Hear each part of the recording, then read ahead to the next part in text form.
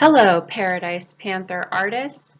This is Mrs. Telfer, and I'm excited to be back with you as we explore many new artists in our Meet the Masters art program.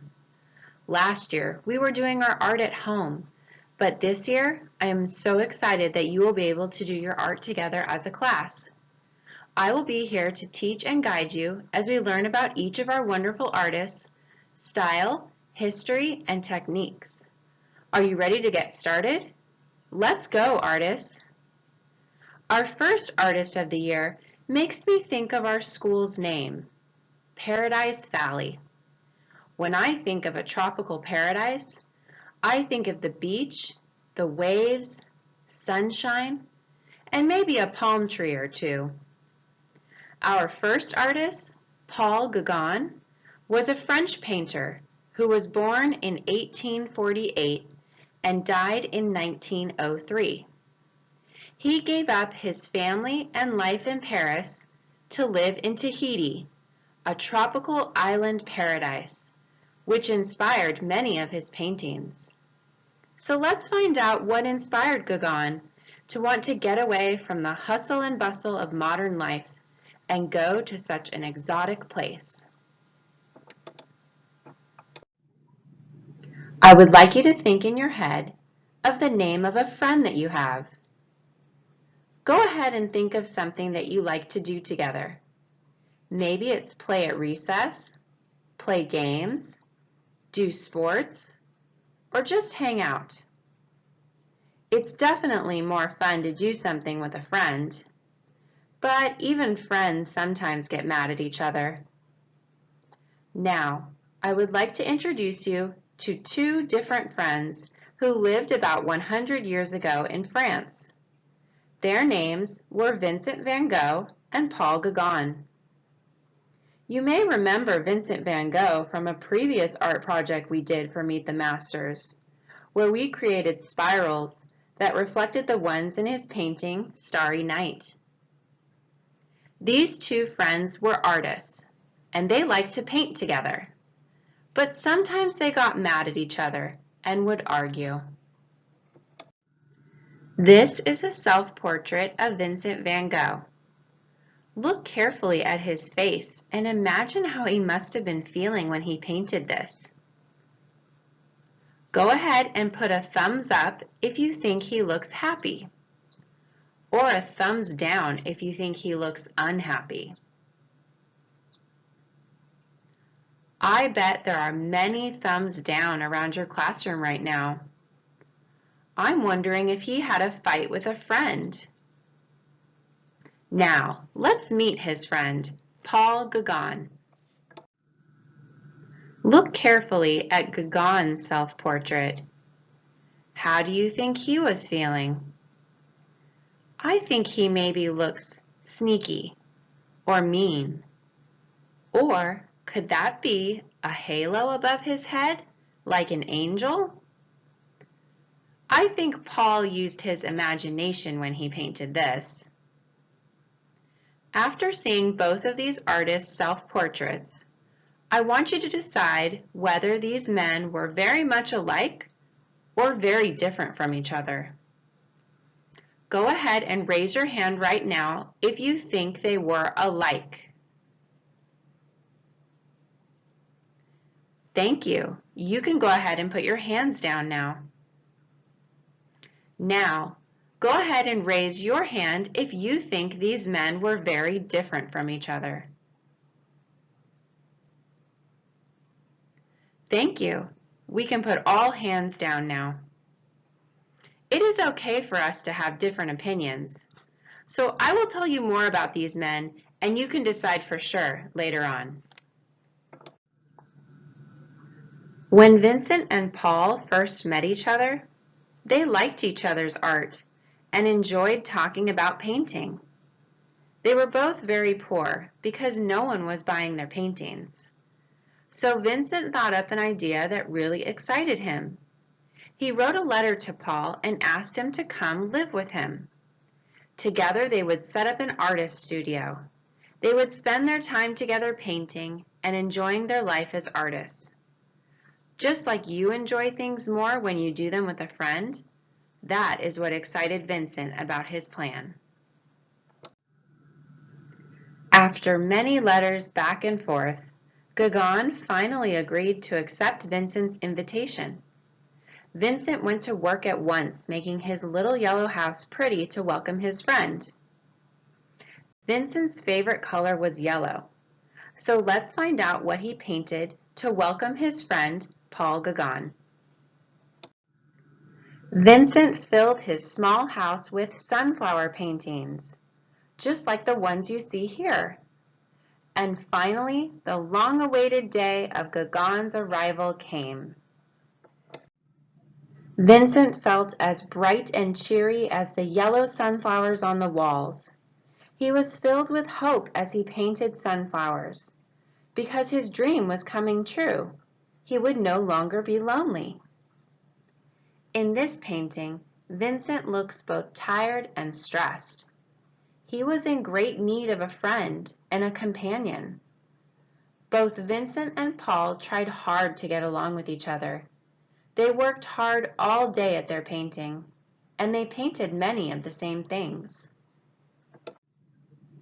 Vincent and Paul were together all the time, but pretty soon they started to disagree over little things.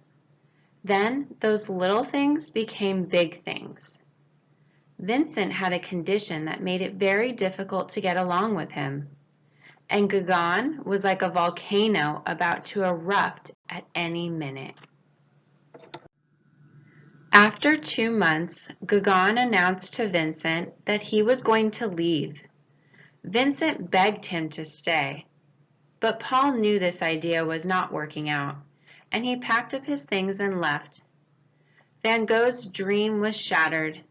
All hope was gone, and he was never quite the same again. He thought about Gauguin constantly, and one time he picked up his paintbrush and created a picture about Gauguin. He had always wanted to do Gauguin's portrait, but this is what he painted.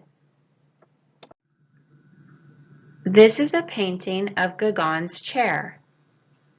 Look at the candle burning and the open book. These let you know that Gauguin had not been gone long when Van Gogh sadly painted this. He titled it "The Empty Place." I'm thinking Van Gogh felt lonely and empty every time he looked at Gauguin's chair in his house. So now you know the end of the story of the two artist friends. They were so different that they could not get along with each other, even though they tried. Vincent stayed in his same yellow house after Gauguin left. But where did Paul go? Let me show you. Paul Gauguin did not go back to the big city in France, or to a place with a lot of people. He traveled halfway around the world to an island in the South Pacific Ocean. He packed up his brushes, his canvases, and his paints, and went to find a place where he thought he would be happy, with no one to bother him. Paul Gauguin traveled to the island of Tahiti. That is where he went to paint and live a quiet, peaceful life. Imagine Gauguin painting this scene in Tahiti. He loved the bright sunlit landscape with its hot yellows and its cool greens. I bet it made him feel peaceful.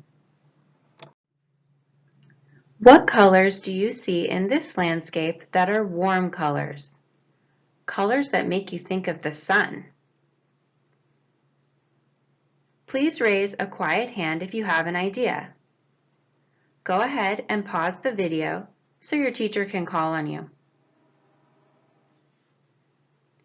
Yes, we see oranges, reds, and yellows. Those are all warm colors. Now, what cool colors did Gauguin use in this painting?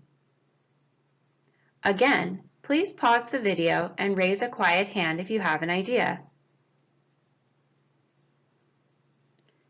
Yes, we see blues, purples, and greens.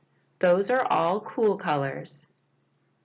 The colors of Gauguin's palette became bold and strong when he painted the island life. Look closely at these colors. The color that jumps out at me the most is yellow from this painting. Like Van Gogh, Gauguin loved the brightness and warmth of a strong yellow color. Let's look at another painting and see if he used his favorite color again. Look at how bright the yellow background is. But this does not look like a landscape. We call a picture of a person a portrait. Gauguin loved to paint portraits of the native people of Tahiti. He loved the simple way the people lived. Now, look at the colors that are in the foreground of the painting, or the front bottom part of this painting. We can see the blue and white on her dress, as well as the red mango. Now I want you to look at just the red, yellow, and blue colors. These three colors are called primary colors. And guess what? When you were in the first few grades of school, such as kindergarten, first grade, and second grade, these grades in school can also be called the primary grades. They are the first grades you go to in school. And red, yellow, and blue are the first colors. From these three colors, you can mix any color in the world.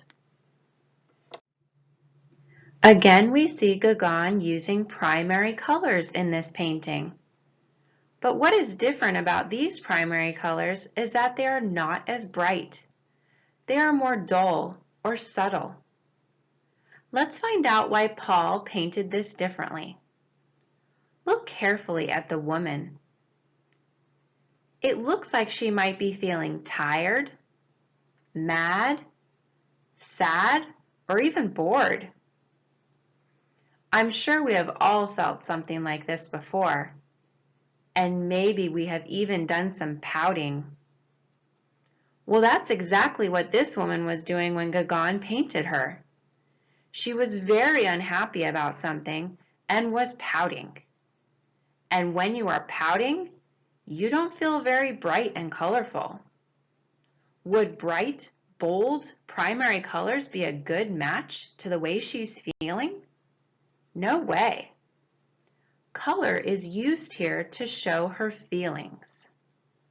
Gauguin once said, "Lines and colors have a magic power." We've just seen how he used color magically. Now let's take a look at the lines in this painting. First, look at the background lines. They are mostly straight. Now look at the lines in the foreground. They are curved. We see rounded lines of the hat, the bowl, and the fruit. Gauguin then masterfully combined those straight angled lines of the background with the curved rounded lines of the foreground. We can even see where he combined them. The woman has rounded, curved lines with the straight angles of her arms and legs. In this next painting, Gauguin matches different feelings with color. Let's check it out. The title of this painting is Siesta. Does anyone know what the word siesta means? Go ahead and raise a quiet hand if you have an idea, and your teacher can call on you.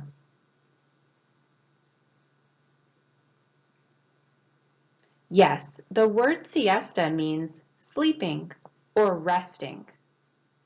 Looking at the colors and what the title tells us, let's see how the colors match the feelings. It is a happy time of day. The people are relaxed, so it is brighter outside under the sun. But now look under the roof, where the people are relaxing. It is not as bright for their siesta. In his paintings, Gauguin was not interested in copying the exact shade of nature. A field could be red and the shadow blue, because that is how he wanted them to be. He combined colors not only to show feelings, but also to decorate his paintings. He decorates with color rather than copying nature's exact colors. We've explored Gauguin's use of primary colors. Can anyone name the secondary colors that are made by mixing two primary colors? Go ahead and raise a quiet hand if you have an idea. Yes, the secondary colors are green, orange, and purple.